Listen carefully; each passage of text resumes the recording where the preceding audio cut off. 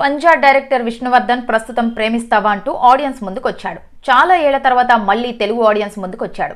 అయితే విష్ణువర్ధన్ ఈ movie promotions లో భాగంగా మాట్లాడుతూ మహేష్ బాబు బెంచ్ మేట్ అయిన విష్ణువర్ధన్ ఓ సీక్రెట్ విషయాన్ని కూడా పంచుకున్నాడు.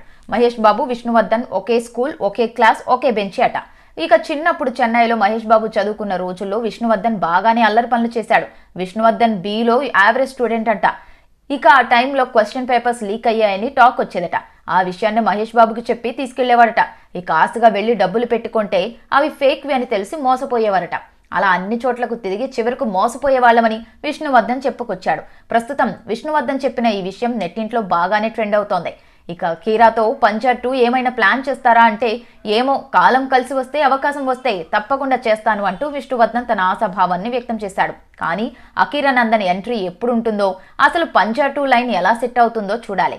మహేష్ బాబు తన బాల్యం అంతా కూడా చెన్నైలోనే గడిచిందన్న సంగతి తెలిసిందే. చదువు అంతా కూడా తమిళంలోనే జరిగింది. అందుకే మహేష్ బాబుకి తెలుగు చదవడం గానీ రాయడం గానీ రాదని అంటుంటారు. మహేష్ తమిళ భాషలో ఎంతో సరళంగా మాట్లాడేస్తున్నాడన్న సంగతి తెలిసిందే.